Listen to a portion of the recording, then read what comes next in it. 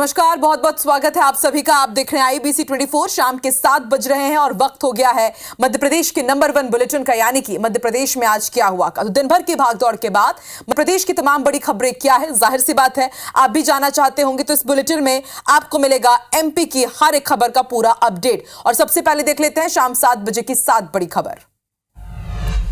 तो आज की मध्य प्रदेश की सबसे बड़ी खबर है, सीएम डॉक्टर मोहन यादव ने बेहद बड़ी घोषणा की है कि अब अग्निवीरों को मध्य प्रदेश में अलग अलग सर्विसेज में आरक्षण मिलेगा। ये सर्विसेज कौन सी रहेगी, मध्य प्रदेश के इस बुलेटिन में आप देखिए। और अब एक और विवादित बयान दिया है एक और धर्मगुरु ने कि धर्म के लिए महिलाओं को 4-4 बच्चे पैदा करना चाहिए, महिलाओं को अपने फिगर पर ध्यान नहीं देना चाहिए। अगली खबर श्योपुर से, जहां पर एक बार फिर से ये तस्वीर सामने आई है कि बदमाशों को खाकी का खौफ बिल्कुल भी नहीं है। और अब बीएड में कहा मुन्ना भाई नजर आया है, पकड़ाया है, यह भी आपको बताएंगे इस बुलेटिन में। और न्याय नगर यानी कि इंदौर में बुलडोजर चला, उसके बाद हंगामा क्यों बरपा, वो भी आपको बताएंगे। और टैक्स बढ़ाना ग्वालियर निगम की मजबूरी कैसे बन गया है, इसका खुलासा भी IBC 24 के इस बुलेटिन में आप देखिए। और कल मध्य प्रदेश में बदरा जमकर बरसेंगे, मौसम विभाग ने क्या अपडेट दिया है वो भी आपको बताएंगे मध्य प्रदेश के नंबर 1 बुलेटिन में।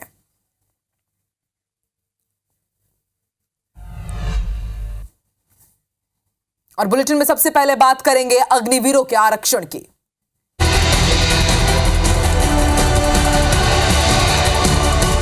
इस वक्त की बड़ी खबर अपने दर्शकों को बता दें, कारगिल विजय दिवस पर MP सरकार ने बड़ा फैसला लिया है। अग्निवीर जवानों को पुलिस और इसके साथ सशस्त्र बल की भर्ती में आरक्षण मिलेगा।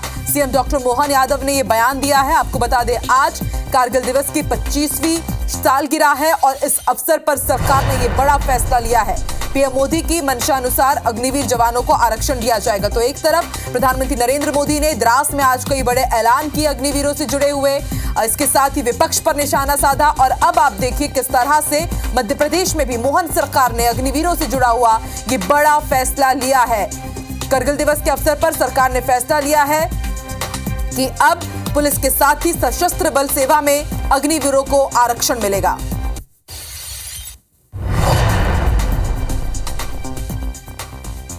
मध्य प्रदेश सरकार आज कारगिल दिवस के अवसर पर यशस्वी प्रधानमंत्री श्रीमान नरेंद्र मोदी जी की भावना के अनुसार निर्णय करती है कि हमारे यहाँ विविध प्रकार की पुलिस और सशस्त्र बलों की भर्ती में अग्निवीर जवानों को आरक्षण का लाभ देगी।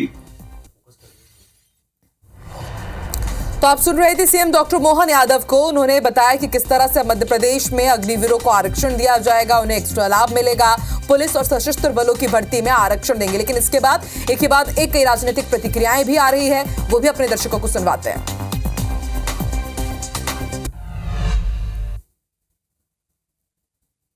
कांग्रेसी होने के नाते तो कहते ही हैं कि इससे मोदी जी देश की सुरक्षा के साथ खिलवाड़ कर रहे हैं, देश की सुरक्षा को खतरे में डाल रहे हैं। और इसके अलावा भारतीय जनता पार्टी के अंदर खुद इस योजना का विरोध है। जिन राज्यों में भाजपा की सरकारें हैं वहां खुद इसका विरोध है। अगर विरोध नहीं होता तो मोहन यादव की सरकार ये नहीं कहती कि हम अग्निवीरों को आरक्षण देंगे। मतलब मोहन यादव की सरकार ने इस बात को महसूस किया कि हाँ, इस योजना में खामी है, मतलब योजना खराब, इसको बंद किया जाना चाहिए। मुझे लगता है कि कांग्रेस जितनी घृणित राजनीति कर सकती है उतनी घृणित राजनीति कर रही है, क्योंकि कांग्रेस वही है जो सेना पर प्रश्न उठाती है, कांग्रेस वही है जो सेना प्रमुख को गली का गुंडा कहती है, कांग्रेस वही है जो सर्जिकल स्ट्राइक पर प्रश्न उठाती है, कांग्रेस वही है जिसे एयर स्ट्राइक फर्जी लगता है। और कांग्रेस के क्या कहने, क्योंकि उनका साथ तो हमेशा से आतंकवादी और आतंकवादी गतिविधियों के साथ रहा है। और इस वक्त हमारे साथ भोपाल से संवाददाता विवेक पटैया लाइव जुड़ चुके हैं। विवेक, देखिए एक तरफ सीएम डॉक्टर मोहन यादव ने बड़ा ऐलान किया कि अब मध्य प्रदेश में अग्निवीरों को आरक्षण मिलेगा, दूसरी तरफ मध्य प्रदेश में सियासत की भी शुरुआत हो गई है। कांग्रेस अभी भी कह रही है कि चलिए आखिरकार MP सरकार ने तो ये मान लिया है कि अग्निवीर योजना में कहीं ना कहीं कुछ गड़बड़ी थी, इसलिए अब इस तरह आरक्षण का कदम उठाना पड़ रहा है। यानी कि इस फैसले के बाद भी अभी भी इस पूरे मामले में सियासत होती रहेगी, लेकिन अभी भी पेच फंसा हुआ है कि कितना आरक्षण मिलेगा।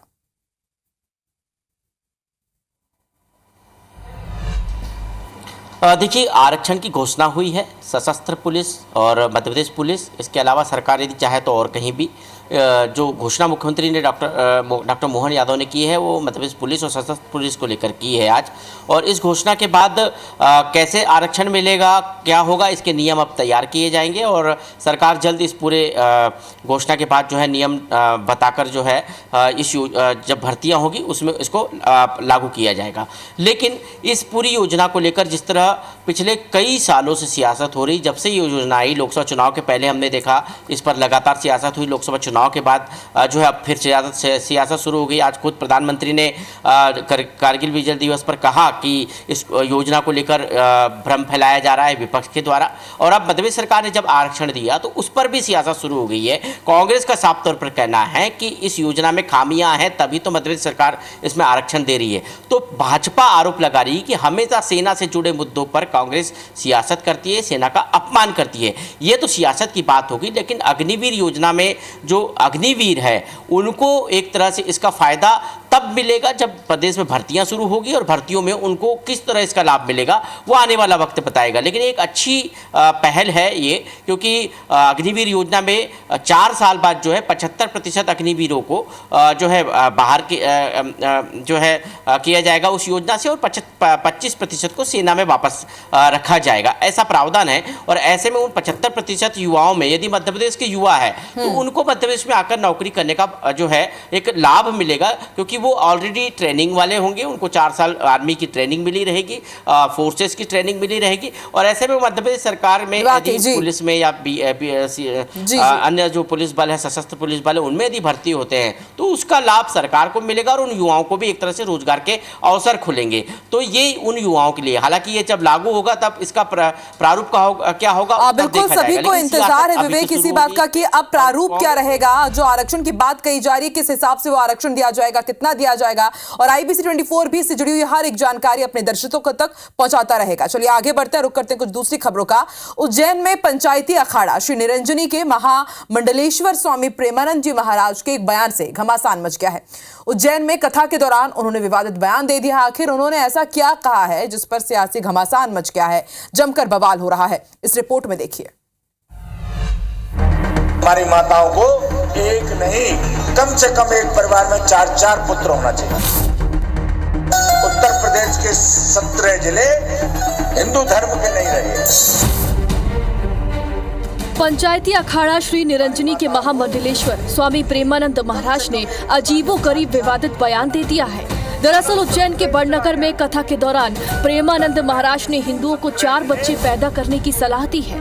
भारत को हिंदुस्तान बनाना है तो कम से कम 4-4 संतान होना चाहिए। प्रेमानंद महाराज ने यहाँ तक कहा कि हमारी माताएं फिगर मेंटेन करने में लगी हैं। तो हमारी माताओं को एक नहीं कम से कम एक परिवार में 4-4 पुत्र होना चाहिए और हमारी माताएं फिगर मेंटेन करने में लगी हैं। उत्तर प्रदेश के 17 जिले, नाम नहीं लेना चाहता मैं, पर हिंदू धर्म के नहीं रहे। स्वामी प्रेमानंद महाराज के पहले पंडित प्रदीप मिश्रा भी हिंदुओं को 4 बच्चे पैदा करने की सलाह दे चुके हैं। महाराज के बयान पर क्या कहना है महिलाओं का, आइए आपको सुनाते हैं। कि अगर बाबा ने ऐसी कोई भी बात कही है तो बिल्कुल गलत कही है, क्योंकि बाबाओं का काम है सिर्फ धर्म का प्रचार करना। बाबा अगर कोई बाबा ये बोल रहा है कि फिगर वाली बात कर रहा है तो मैं समझती कि वो बात भी सही नहीं है, महिलाओं को फिगर के लेके बात करने की। मतलब अब मेंटेन कर रही हैं महिलाएं, अपने आप को देख रही हैं, बच्चों का भविष्य नहीं देख रही हैं, आने वाली पीढ़ी के लिए घातक हो सकता है। तो जनसंख्या बहुत अपनी हिंदू धर्म की कम होती जा रही है, क्योंकि ज़्यादातर बच्चे महिलाएं 2 बच्चे करती हैं, बेटा बेटी या जो भी, तो उस हिसाब से मतलब परिवार भी छोटे होते जा रहे हैं, परिवार भी नहीं बढ़ रहा है। महिलाओं को सबको विचार करना चाहिए और मेरे हिसाब से ये बहुत ही सही है और बच्चे ज़्यादा होना ही चाहिए। अति पर्सनल मैटर है, महिलाएं क्या करें, कहाँ न जाएं, कहाँ उठें, ये बाबा का जो कहना है दायरे में नहीं आता है। और आज की जो महिलाएं हैं, महिला सुरक्षा को लेकर नहीं बोल रहे हैं। तो बात फिगर मेंटेन की नहीं है, बात खर्चे की है। खर्चे के कारण इतना पढ़ाई लिखाई, इतना मतलब इतनी महंगाई के कारण लोग एक बच्चा कर रहे हैं। देखिए, मैं इस बात पे तो सहमत नहीं हूँ कि अपनी हिंदू बहनें जो हैं वो 4 बच्चे पैदा करें, इस बात पे मैं सहमत नहीं हूँ। वहीं इस मामले में अब सियासत भी हो रही है। अपनी परिवार की जो गति है वो किसको कैसे चलानी है, ये उसका अपना अधिकार होता है। कौन कितने बच्चे चाहता है नहीं चाहता है, ये उसका अपना निर्णय होता है। और आज के समय में निश्चित तौर से हम अपना धर्म का पालन करें, लेकिन ये जो व्यवस्था है उसमें किसी को दूसरे को ज्ञान नहीं देना चाहिए। निश्चित तौर पे ये समाज में जागरूकता फैलाने का काम महामंडलेश्वर जी, आचार्य जी, हमारे धर्मगुरु, हमारे धर्म प्रमुख करते रहते हैं। तो उनका जो बयान है वो उनके निजी विचार है। उन्होंने जिस प्रकार से इंडोनेशिया से भारत की तुलना करी है, फिटनेस के ऊपर बात दी है, उनके निजी विचार हो सकते हैं। और धार्मिक संत हैं, इस तरह का समाज में जागरूकता फैलाने का काम करते हैं, अलग अलग तरह से अपनी बातें रखते हैं। देश में लंबे वक्त से जनगणना हुई नहीं, फिर भी इस तरह के बयान हमेशा देश में सुर्खियां बटोरने के लिए दिए जाते रहे हैं। भोपाल से IBC 24 के लिए विवेक पटैया की रिपोर्ट।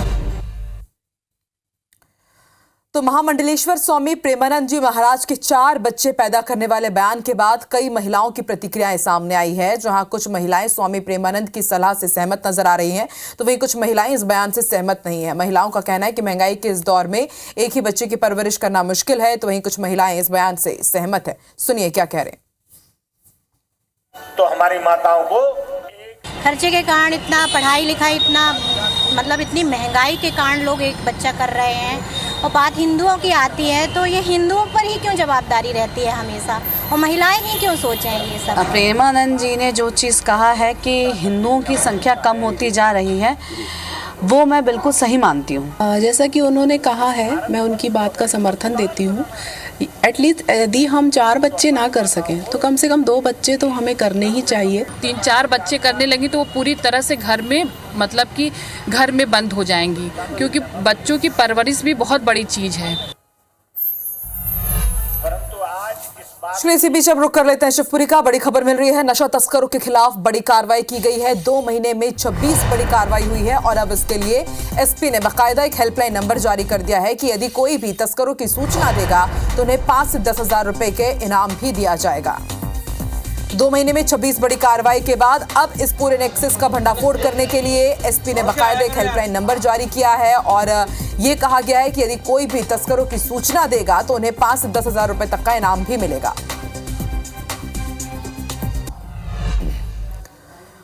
और एक बड़ा अपडेट आपको भोपाल से बता दें, एबीवीपी के स्कूल में सदस्यता अभियान वसूली के मामले में एबीवीपी की गुंडागर्दी पर भोपाल के पुलिस कमिश्नर को नोटिस जारी किया गया है।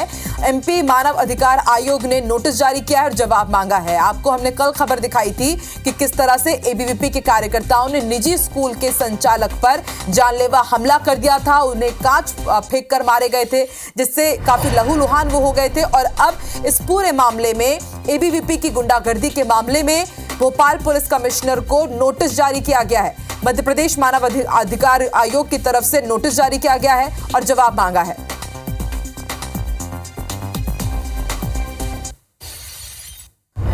बड़ी खबर रायसेन से बता दें, पानी के तेज बहाव में एक ऑटो बह गया है। ऑटो चालक ने तैरकर अपनी जान बचाई है। खिरेटी नाला पार करते समय ऑटो बह गया और बेगमगंज के पास खिरेटी नाला है। तस्वीरें आपकी टीवी स्क्रीन पर आप देखिए किस तरह से पानी के इतने तेज बहाव में ये ऑटो चालक रिस्क लेकर के अपना ऑटो पार करने की कोशिश कर रहा था और खिरेटी नाला पार करते समय ये ऑटो ही बह गया। बेगमगंज के पास ये खिरेटी नाला है जहां पर यह हादसा हुआ है और जैसे तैसे ऑटो चालक ने अपनी जान बचाई। तो एक्सक्लूसिव तस्वीरें। और रायसेन में आपको बता दें कि बरेली जो इलाका है सबसे ज्यादा प्रभावित है वो, और मूसलाधार बारिश का दौर कल रात से ही जारी है। नदी नाले तमाम उफान पर है, लेकिन उसके बाद भी लोग किस तरह से जान जोखिम में डाल रहे हैं उसकी ये तस्वीर साफ बानगी पेश कर रही है। IBC 24 number 1 news channel in Madhya Pradesh Chhattisgarh.